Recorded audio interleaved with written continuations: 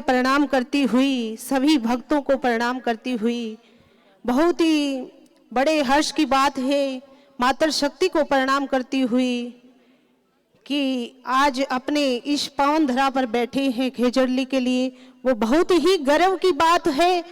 देखो, मैं भागवत वक्ता हूँ, कथा वक्ता हूँ, और मेरे को सुनने के लिए 2-4 दिनों से बात सुनने के लिए सुन रही हूँ, तो मैंने सोचा कि मैं भी जाके वहाँ पे कुछ अपना समर्थन दूं। वैसे तो मैं धर्म का प्रचार करती रहती हूँ, समय कम ही लगता है, लेकिन अभी हरियाणा से कथा हुई और भाई लोगों का यहाँ फेसबुक पे सुनने के लिए मिला, तो बहुत ही मेरे को दुख हुआ। और रात हमारे सुभाष भैया का जो भी प्रवचन थे, जो भी कहना था, तो दुख हुआ। तो आप लोगों के लिए बहुत जोरदार ताली बजाएं एक बार कि इस समर्थन के लिए इकट्ठा तो हुए। देखो, खेजड़ी बचाना एक बिश्नोई धर्म का ही नहीं है, सभी जाति के लिए बचाना जरूरी है, क्योंकि खेजड़ी की यहाँ हमारी पूजा होती है। और आज ये खेजड़ी नहीं रहेगी तो कल पूजा किसकी करेंगे? सभी साधु महात्माओं से, कथा वाचकों से कहूंगी कि सब आके हमारा सबका समर्थन करे, भाई लोगों का, बहनों का। देखो, आज दुनिया में इतने कथावाचक संत महात्मा है, और मैं सब जगह जाकर सब जगह कहती हूँ गौ माता के लिए, खेजड़ी के लिए, वृक्ष के लिए, लेकिन सब अपनी अपनी बातें, अपने अपने प्रवचन कह के चले जाते हैं, लेकिन कोई ऐसा काम, ऐसा कदम कोई नहीं उठाता। तो बिश्नोई धर्म के लिए, बिश्नोई माता बहनों के लिए एक बार जोरदार ताली बजाए। और हमारे धर्म के सभी भाइयों को, बहनों को कहूंगी कि सब जगह जाकर धर्म का प्रचार करते हो तो खेजड़ी को बचाने के लिए भी प्रचार करो ना। देखो, जब बच्चे का जन्म होता है तो खेजड़ी की डाली लगा के और अपने द्वार पे लटकाते हैं, और आज ये खेजड़ी कटने को जा रही है, तो कल को बताओ कौन सी डाली लटकाओगे आगे? कल कौन सी बताओ? आजकल कहते हैं महाराज हमने तो सूरजमुखी उगा दिया, हमने तो चंद्रमुखी उगा दिया। तो ध्यान लगाकर सुन लो, सूरजमुखी और चंद्रमुखी उगाने वाले उगाओ, बहुत अच्छी बात है, लेकिन जब खेजड़ी नहीं रहेगी तो चंद्रमुखी और सूरजमुखी मुरझा जाएगी, ये नहीं रहेगी। आजकल अंग्रेजों के यहाँ से नए नए प्रकार के पेड़ पौधे आ रहे हैं, तो खेजड़ी को अहमियत कम दे दिया है। कहते हैं जब जन्म होता है, मरण होता है, तब खेजड़ी को ही आगे पाठ पूजा में लिया जाता है, और जब हवन होता है तो हवन में भी खेजड़ी की ही लकड़ियों से हवन करवाया जाता है। तो बताओ आप किस चीज का हवन करवाओगे जब खेजड़ी ही नहीं रहेगी? सूरजमुखी की लकड़ी को लेके आओगे, चंद्रमुखी की लकड़ी को लेके आओगे? बहुत गर्व की बात है, सुनने के लिए सबको अच्छा लगता है कि महाराज बैठे हैं धरने पे और बहुत सी संख्या में लोग बैठे हैं, लेकिन साधु महात्माओं से, कथावाचकों से कहूंगी, मैं हर गांव में जाती हूँ, हर जगह देखती हूँ, लेकिन हनुमानगढ़ जिले के अंदर इतनी खेजड़ी काटी जा रही है, लेकिन साधु महात्मा हम भी क्या करें जब पब्लिक हमारे साथ नहीं होगी? तो बताओ, इतनी खेजड़ियां काटी जा रही है, रात को पिकअप भर के जाती है, ट्रक भर के जाता है, बड़ा कष्ट होता है, लेकिन करे तो क्या, करे क्या? मैं उन सोशल मीडिया के माध्यम से उन भाइयों के लिए भी कहूंगी जो रावसर, हनुमानगढ़, गंगानगर जिले के अंदर जो खेजड़ी काटी जा रही है, रात को पिकअप ट्रक भरवाए जा रहे हैं, अरे प्रकृति के साथ खिलवाड़ कर रहे हो। ये प्रकृति बदला लेके ही रहेगी। एक बार खुश हो जाते हैं कि महाराज हमने खेजड़ी काट ली और वो लकड़ियां बेच दी और पैसे आ गए, तो सोच लेना वो पैसे आपके कहां लगेंगे पता नहीं चलेगा।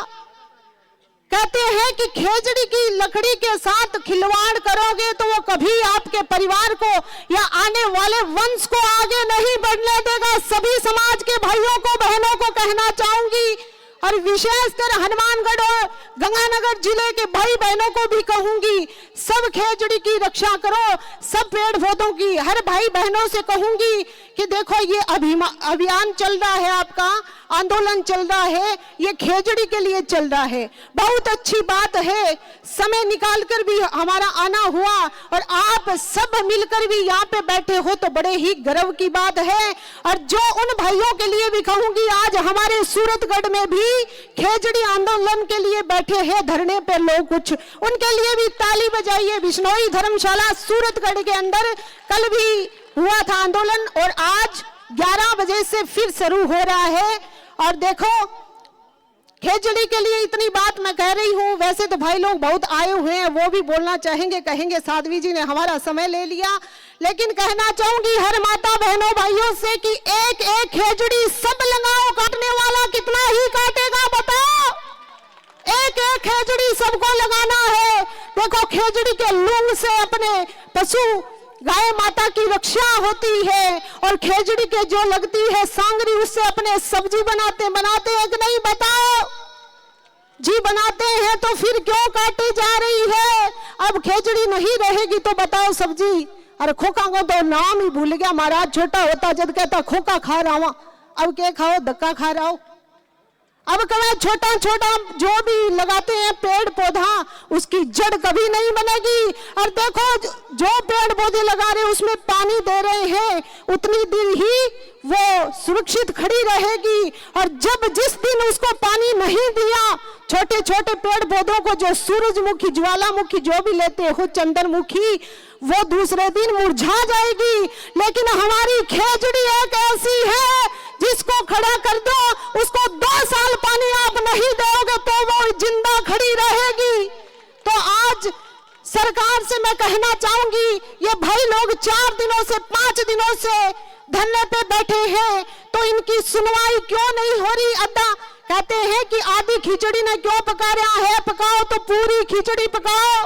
कहते हैं अधगल घगली छलकत जाए, आधा अधूरा ज्ञान होता है वो भी छलकता है, और आधी जो भी शिक्षा दी जाती है, कानून दिया जाता है, वो भी छलकता रहता, परिपूर्ण नहीं होता।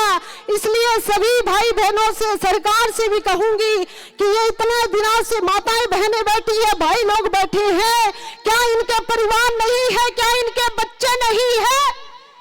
जो 4 दिनों से बैठे हैं फिर भी सुनाई नहीं हो रही, क्यों नहीं हो रही? साधु माधुओं को कुछ नहीं समझते तो भाई लोग पब्लिक को तो समझो ना। 6 दिनों से बैठे हैं और सुनाई नहीं हो रही।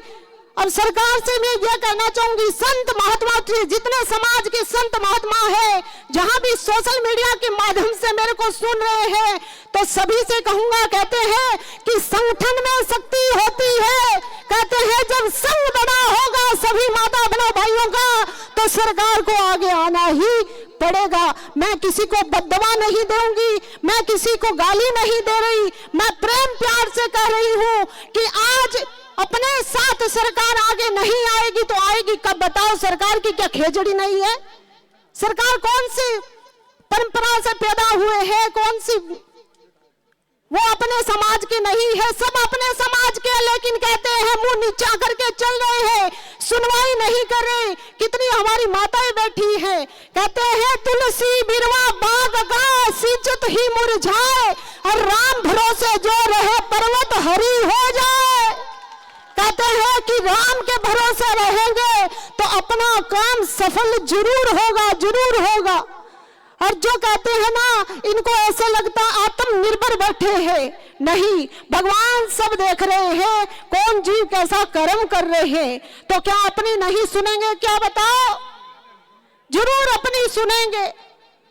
कहते हैं सरकार को, भाई लोगों को वचन का पक्का होना चाहिए। अपने कुल की परंपरा यही चलती आ रही है कि रघुकुल रीत सदा चली आई, पर प्राण जाए पर वचन न जाई। आप यहाँ से उठना नहीं जब तक अपना कानून अपने को नहीं मिलता, और सब हम भी आपके साथ हैं।